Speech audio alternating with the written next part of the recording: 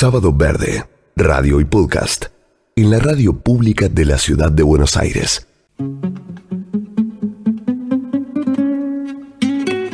De la Patagonia al noroeste argentino, de Tierra del Fuego a Jujuy, 36 parques nacionales y casi 4 millones de hectáreas de suelo concentran lo más rico de la fauna y la flora de nuestro país. ¿Qué especies y diversidades ofrece cada uno? ¿Cuáles son sus particularidades y diferencias? ¿Cuándo se fundaron y quiénes son las personas que los protegen? Parques Nacionales en Sábado Verde.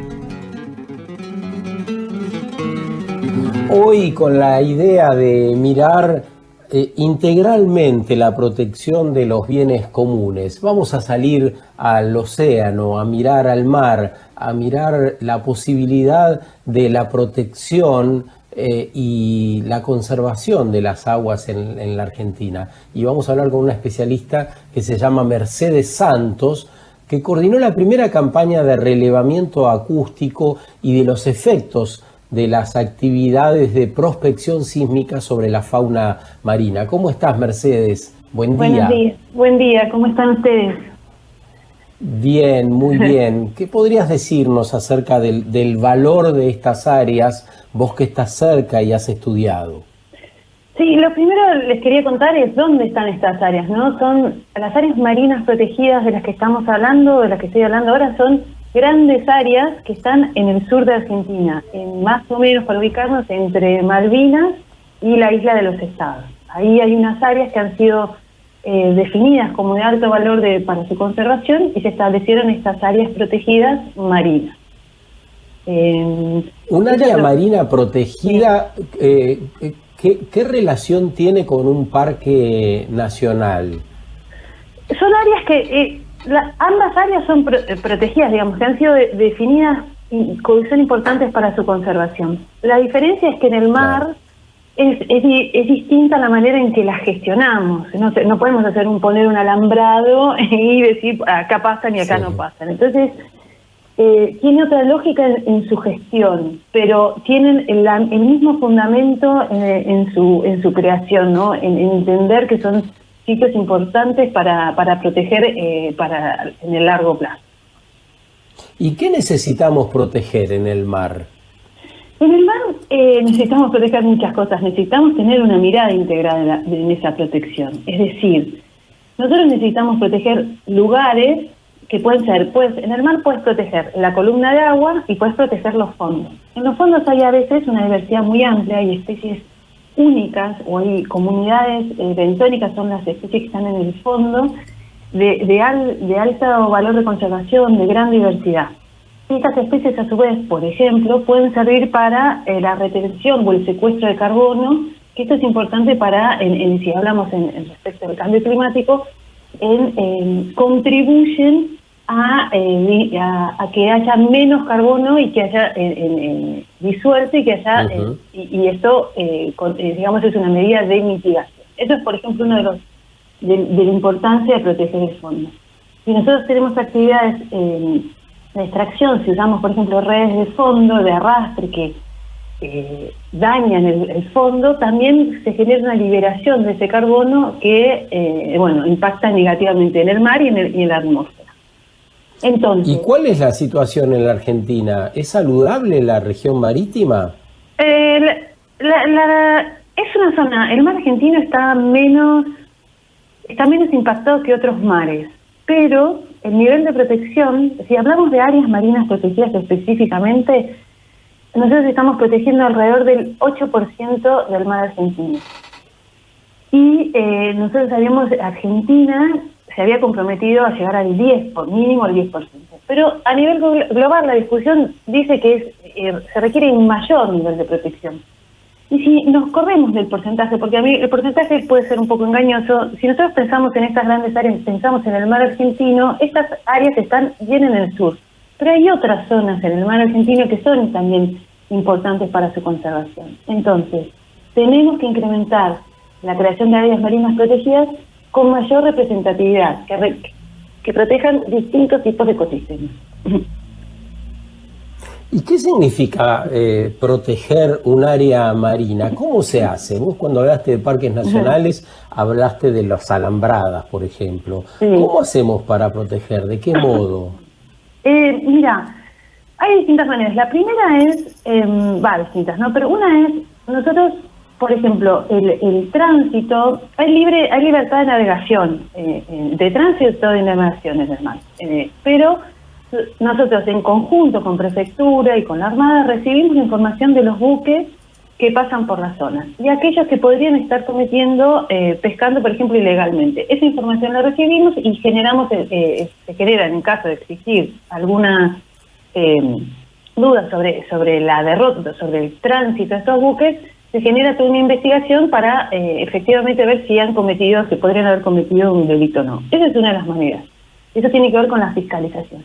Otra cuestión es generar mayor conocimiento, porque generar un conocimiento integrado de las zonas. ¿Qué es lo que hay? ¿Qué especies encontramos? ¿Cómo funcionan esas áreas marinas protegidas? ¿Cómo es el ecosistema ahí? ¿Cómo son las corrientes marinas? ¿Cómo es la productividad? ¿Son zonas de alta productividad o no lo son? Y también cómo esto evoluciona en el largo plazo. Y otra una de las cuestiones que hicimos este año fue esto de desarrollar una campaña marina de investigación, que es la primera campaña que realiza Parques, y lo que queríamos evaluar es qué pasa con las prospecciones sísmicas que ocurren en otros lugares del mar argentino, no en las áreas marinas protegidas, pero qué pasa con ese sonido que se propaga en el mar si impacta negativamente a especies que se encuentran en las áreas marinas protegidas y que que fueron elegidas para su protección, ¿no? Esta área fue elegida para su protección porque hay especies, tanto invertebrados como mamíferos o aves marinas que son importantes para su conservación. ¿Cómo llega ese sonido y si eso podría o no impactar en estas poblaciones? Esa es una manera también de trabajar en las áreas marinas protegidas, generando investigaciones que nos permitan la toma de decisiones. ¿Qué es lo que buscábamos nosotros? Es saber si ese sonido llegaba a impactar y si esto es así, que en realidad esto es la primera campaña, va a requerir mayores estudios, pero si nosotros detectáramos un impacto negativo de estas actividades sobre las áreas marinas protegidas, es, por ejemplo, proponer una zona de amortiguación y decir, bueno, a tanta distancia las áreas marinas protegidas no se pueden realizar acciones porque las pueden impactar. Esas son ¿Qué tal, Mercedes? Cruz te saluda, buen día. Hola, Cruz, buen día. Te escucho hablar con mucha pasión. Siento que sos como un fueguito prendido. Se te escucha hablar y esa velocidad es muy notable de quien habla de algo que sabe y que le apasiona, que le interpela. Y un poco me preguntaba, bueno, le voy a proponer el desafío de hablar así también de las formas de vida que podemos encontrar en el mar argentino. ¿Cuáles serían esas especies que por ahí estaría bueno que quienes estamos hoy acá en la radio conozcamos que existen, que están, que son raras, diferentes, descubiertas, cosas que tal vez ni imaginamos? Yo creo, para mí algo, enfocándome un poco en las áreas marinas protegidas y en esta que les mencionaba, que se llama Namuncurá Banco Budbud, es un banco, si nosotros pensamos en el mar, este es un banco, una meseta de poca profundidad en una región que está entre Malvinas y la península antártica. Sí. Y en esa zona tenemos lo que se llaman, por ejemplo, bosques animales. ¿Qué es un bosque animal? Porque es rara esa palabra, ¿no? O es una Qué linda que es igual, ¿eh? Sí, claro, y eso son especies sésiles es que no se mueven como si fueran no, los corales, por ejemplo, que sirven de sustento para que otras especies puedan vivir. Eso, los bosques animales son muy característicos de Namuncurá Banco Budbud, de esta meseta que yo les comentaba. Ahí hay mucha diversidad en el fondo y hay especies que están ahí y que no se encuentran en otros lugares.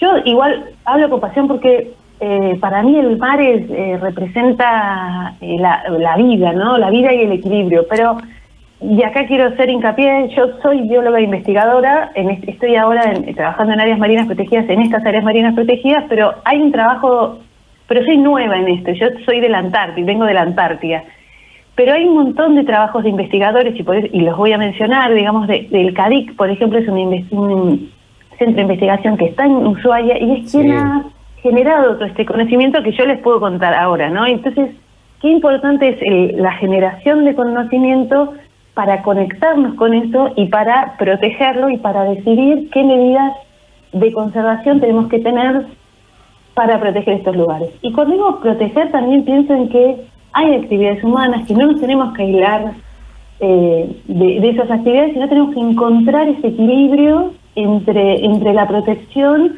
y las miradas de otros actores, porque a veces uno piensa que su mirada es la única y hay otros actores que también tienen interés, que también están en el mar hace mucho, entonces es encontrar ese equilibrio. Me parece que el diálogo en la conservación y la conservación marina es sumamente importante, porque si no, todos estos procesos se traban, son difíciles de implementar.